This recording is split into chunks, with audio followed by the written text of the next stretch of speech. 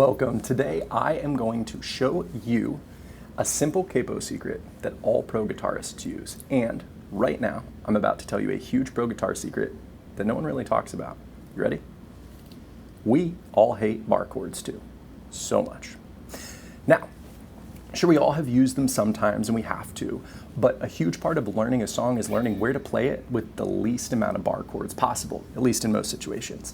So I'm going to teach you how to use a capo like the pros so you can save your fingers too. But first, why would you listen to me? Well, my name's Jake and I have 17 years experience teaching guitar. It's from the back of guitar stores, in high schools, as a college professor, and most recently I run the online teaching community, Guitar Gym Pro. So the plan for today is we're going to do this in 4 steps. So I'm going to explain why we use a capo. I'm going to go over the prerequisites. There's only a few things you need to know to use this, and none of them are super complex. I'll explain the trick so that you can find any chord with the capo, and we'll apply it to a few songs together. All right, so why do we use a capo? So to change keys on the fly. So imagine a singer needs an adjustment. So this happens all the time, like at churches on Sunday morning. It's early. You get there, you're doing a 6:45 rehearsal. You've got a service coming up at 8, and the singer's just like, oh, I'm too tired. Can we lower this? You know, we're in the key of C. Can we do it in B flat?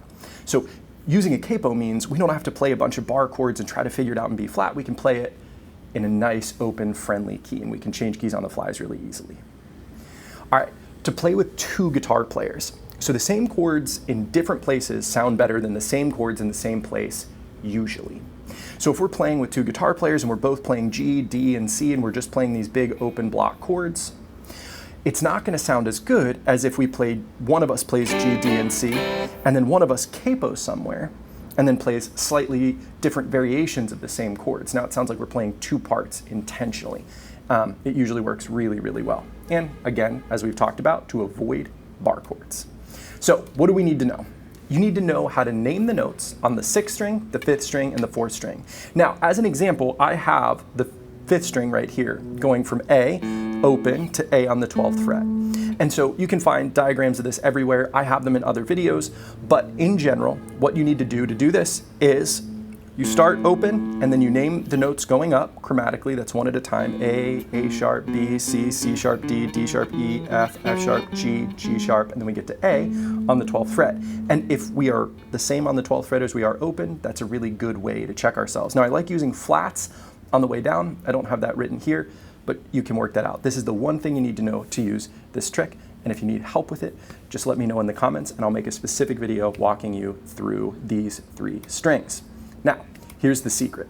There are only 5 open chords, and they spell caged, C, A, G, and D. If you know these chords, C, A, G, E, and D, you know the basis for pretty much every chord. And then A, D, and E can be made minor really easily. And so those are really our 8 chords that we use most of the time when we're playing guitar, or variations of them. So these are the easiest chords to play and the one that we want to use when we use a capo. This is what we're hunting for. Can I use these chords to play the song that I'm trying to play? Now, easy doesn't mean less good. It means you have more fingers free to play other cool stuff. So if I need to play, let's say, like a D flat major chord, and I'm playing this bar here, right? And I've got all 4 fingers occupied in playing this chord. I don't have fingers free to move around like I do when I play that C chord. Right? It lets me do more fun stuff with my fingers. So the root notes for each of these 5 chords, where are we going to find the root note, the note with that letter name? So on the 6th string, we're going to have the root notes for the E and G chords. If I play an E chord, my root note is this open 6th string. If I play a G chord, my root note is this 3rd fret on the 6th string. This is going to come back later. When we play an A chord, our root is on the 5th string, it's that open 5th string, and when we play a C, it's that 3rd fret on the 5th string. And then when we play a D chord, our root is that open 4th string. So this is why we need our 6th string, our 5th string, and our 4th string roots. That's why we need to know them. We're going to use that right now with the capo. So for a song, you're going to list the chords you need to find. You're going to use your root notes to decide where to put the capo, right? So if we know that this right here is our root note when we play C, we're going to use our capo to move that around. And I'm going to walk you through it on a song here in a second. If it sounds good, it's comfortable to play, you're done. If it isn't, then you need to try again using the capo in a different spot. Let's use an example. So we're going to list the chords we need to find. We're going to use our root notes to decide where to put the capo. So 2 steps, real easy. Sweet Home Alabama has a D, a C, and a G. Now I certainly can play that open. D, C, and G. But what I want to do is I want to see if there's another way I can capo it. We're using an example where maybe I'm playing with another guitar player and they're already using these open chord shapes. So I'm going to use this capo trick. All right, so what I need to do is I start with a D, then I go to a C, and then I go to a G. So I'm going to find a place that I can play a D. So if I count up my A string, A sharp, B, C, C sharp, D, I've got one right here on my 5th fret of the 5th string. Now, I can use my A chord, right? My A shape, what looks like an A, with my root on the 5th string, or I could use my C chord, because that root is on the 5th string, right? I've got my root on the 5th string, I can play an A, or I can play a C. So what I'm going to do is I'm going to think A, just for now as we walk through it, and I'm going to pop the capo here, and I'm going to play an A. So this sounds like a D chord, right? Because this note right here, this 5th string, 5th fret, is the note D. Boom, got my D. So now I want to go to a C chord. So where would I find a C? So I'm thinking maybe the 6th string. So if I count up my 6th string, E, F, F sharp, G, G sharp, A sharp, B, C, right here on the 8th fret of the 6th string, 8th fret in relation to open, is the note C. And in relation to my capo, I can just play a G chord, right? And that G chord is going to sound like a C chord, because remember, this 8th fret is a C.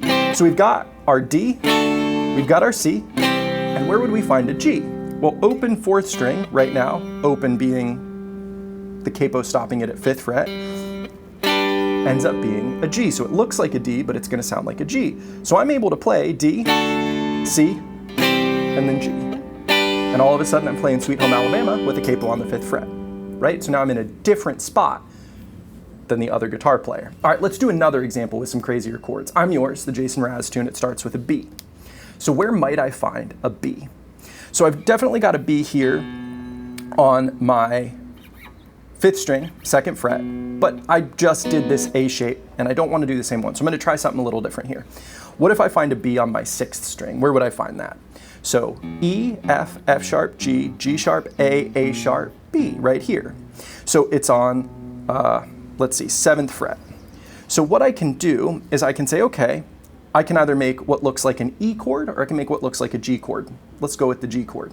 Now, this is really just trial and error. I'm picking one, I'm deciding what I'm going to do. So I'm going to do a G chord. So I would put the capo on the 4th fret, because when we play what looks like a G chord, we have that kind of empty fret and then our shape. So capo on the 4th fret, empty fret, and then our G chord shape, making sure our middle finger is on that note B, which is 7th fret, on our 6th string. So this is a B. Looks like a G, sounds like a B. All right, so our next one is F sharp. So where am I going to find an F sharp? So if I go to the 4th string and I think 4th open is D, D sharp, E, F, F sharp, right here. And so 4th string, when we have a 4th string root, we can play this D chord. Awesome, so it looks like D, but it sounds like F sharp. So looks like G, sounds like B. Looks like D, sounds like F sharp. What's our next chord here? G sharp minor. So I'm looking at our 6th string. E would be open, F would be 1st, 2nd would be F sharp, 3rd would be G. G sharp is on the 4th fret, but it's G sharp minor. So this would be, I could play an E here, and I just lift up that 1st finger, and it becomes E minor. Or, looks like E minor, sounds like G sharp minor. Looks like G, sounds like B. Looks like D, sounds like F sharp. Looks like E minor, sounds like G minor, and our last one is going to be an E. So, if I count up on my 5th string, A sharp, B, C, C sharp, D, D sharp, E. And we know that when we have a root on the 5th string, we can either play what looks like a C or what looks like an A, and that's the perfect spot to play what looks like a C.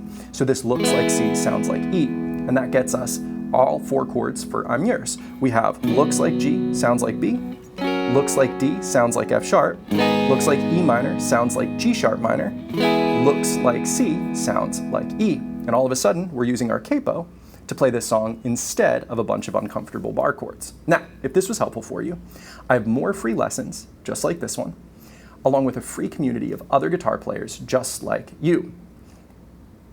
It's the best community online for guitar players, and it is free forever. Go to school.com/guitar. That's school with a K, SKOOL.com/guitar.